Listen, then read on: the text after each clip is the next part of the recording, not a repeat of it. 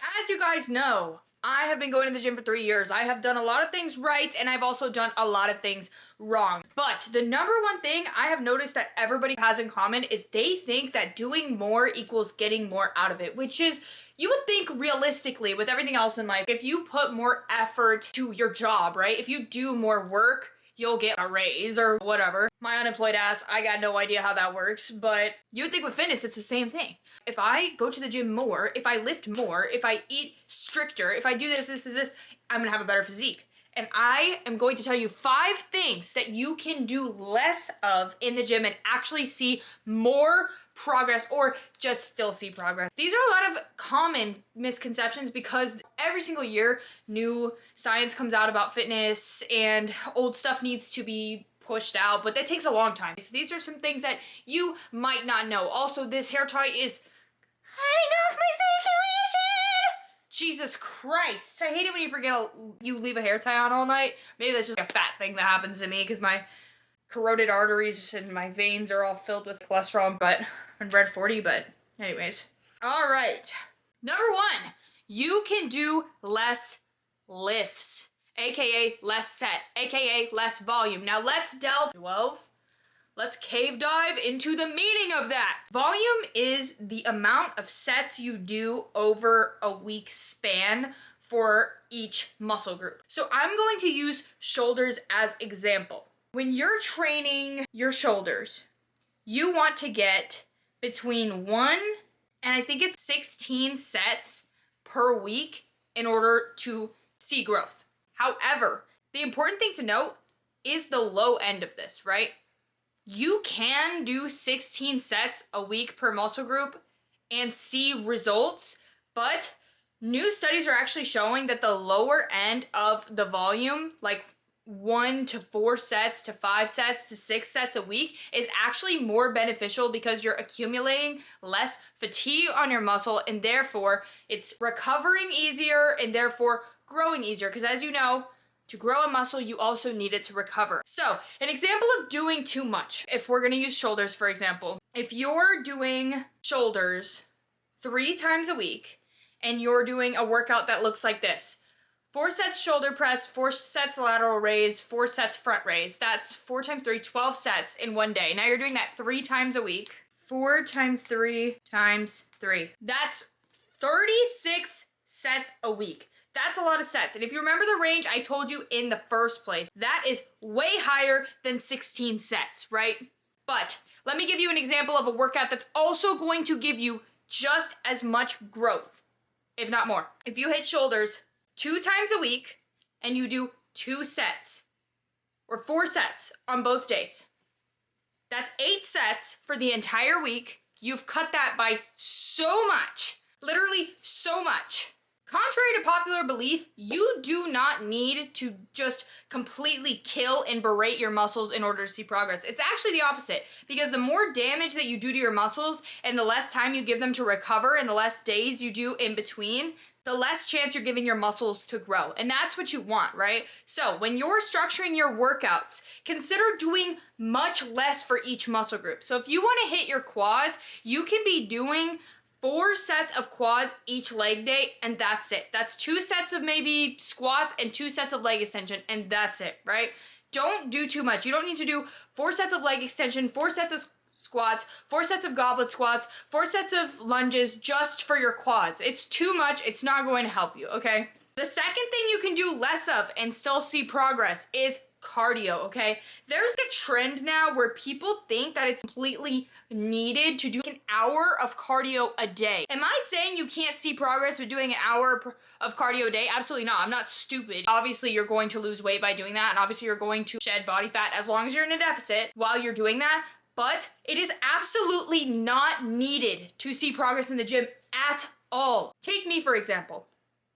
I do 30 minutes of cardio 5 days a week, and I do low impact cardio. I do the elliptical, and that is more than enough cardio for me to put my body into a calorie deficit. So it doesn't matter what you're doing, as long as you're in a calorie deficit. If you want to lose weight, you're going to lose weight as long as you're in a calorie deficit. It doesn't matter if you're doing Stairmaster, it doesn't matter if you're walking, it doesn't matter if you're doing elliptical, it doesn't matter if you're doing 30 minutes, it doesn't matter if you're doing 10 minutes. The only thing that affects is your maintenance, right? So say that you're really a hungry person and you want to eat more, you can do an hour of cardio and you can add more to your day because that's going to make your TDEE go up, but at the end of the day, you're still going to be the same amount of hungry. If you're going to be torturing yourself through the Stairmaster, through the treadmill, there's absolutely no point in doing that because more does not equal more progress, because at the end of the day, all you're doing is creating a different calorie deficit, if that makes sense. You don't need to do 2 hours of cardio a day. I would say for the average person, throughout the entire week, doing 2 hours of cardio, what is that? 120 minutes in total, and that could be any form of it, and just figuring out a way to do that, I would recommend doing that and not overtly pushing yourself in the cardio aspect, unless obviously you're doing a sport or something, but you don't need to be killing your body doing cardio in order to see progress. You just don't. Number 3, changing your split/workouts. I feel like people think they need to change their split all the time because there's always this perfect split that they need to evolve to and change, but the reality is if you want to progress on your muscles, you need to progress on your lifts. And if you want to progress in your lifts, you need to be consistent with your lifts. So say that you are running a leg day where you're doing squats, leg extensions, hamstring curls, calf raises, and hip abduction. Say that that's your leg day and you do that for a month, right? You might start the month squatting 135 and end the month squatting 155. Now you're going to switch it up and you're going to do something completely different, and you're going to continue that cycle of starting on 135 and going to 155, right? When instead you could start 1 month squatting 135 and then in 3 months you could end squatting 250. You know what I mean? And that is going to give you more progress, because if you can track your lift and you can track the progressive overload, the more you progressive overload it, the more your muscle is going to grow, because progressive overload directly links to muscle growth. If you're lifting heavier, your muscles are growing in some respect, right? If you're constantly changing your workouts, you're not getting the full growth potential that you can out of one split, and you're not even really seeing if it's working because you didn't give it a chance to run. I would say for each split, do it for 3 months and then see if it's working. If it's not working, switch it up. Also, if you tend to get bored and you switch it up often, that's completely okay, but you do not need to switch up your routine constantly. You don't need to switch up your workouts either. A lot of people think they need to do this new workout. TikTok will be like, oh my God, try this new glute workout that grew my glutes by 7 inches in 3 months, even though they haven't even been doing it for 3 months. And you can't do that with your glutes anyways. You don't need to do that. You need to do the basic stuff, right? Which leads me into number 4, less redundancy in your workout. So for example, this would be 2 workouts that are basically the exact same thing, but you're just separating them and just adding more sets and accumulating more fatigue, right? So say you're doing barbell squats and then you want to do goblet squats. Those are literally the exact same thing. The only difference is you're moving your feet and you're holding the weight in a different spot, but at the end of the day, you are still squatting.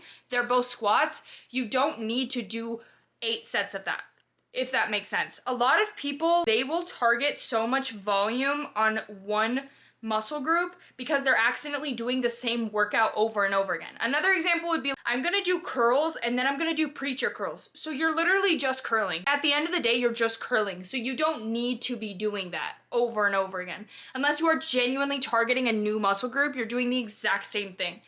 Barbell squatting and hack squatting, that is the exact same thing. You don't need to separate those and say one is for quads and one is for glutes. That's just not how it works. Another example, hip thrusts and reverse froggies on the Smith machine, those are the same thing. It's just flipped upside down. You don't need to do 3 sets of hip thrusts and 3 sets of froggies. What you need to do is you need to choose one of the things that targets that muscle group and then just do that thing. So for example, if I was gonna do shoulders and I wanna do like a compound lift, like a shoulder press or something, I would do 2 sets of shoulder press and then I would do something different that targets maybe my side delts, like a lateral raise. You know what I mean? I wouldn't continually do another press. I wouldn't do, I'm gonna do a shoulder press, now I'm gonna do an overhead press. You're literally just doing the same thing, but you're just adding more volume over and over again when you could be doing something different that's targeting a different muscle group or a different part of that muscle. I'm not gonna do squats and then hack squats. What I'm gonna do is I'm gonna do squats and then leg extensions, if that makes sense, because it's a completely different movement and it's hitting the muscle in a different way. You don't wanna You don't want to just do the same exact thing over and over again and expect a different result out of that thing. If it's the same thing, you don't want to do reverse lunges and then Bulgarian split squats. It's both a lunge at the end of the day. Does that make sense? I hope it did. And number 5, last but not least, supplements. You don't technically need any supplements. If you have a good diet, you don't even need creatine because creatine's found in meat.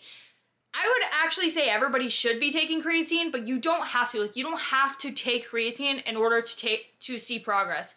A lot of people try to push supplements and make it seem like you're not going to make any progress if you don't take these supplements, but I promise you, it is 100% untrue. You can make so much progress. You can make leaps and bounds of progress without taking supplements. If you want to, 100% take them. If you want to take pre-workout creatine, I take pre-workout creatine. What is that called? I know it starts with an M. Magnesium! Oh my god, I couldn't remember. I take magnesium. It helps hydrate you. It's an electrolyte. Anyways, and I take protein powder, but you do not have to take supplements. You do not.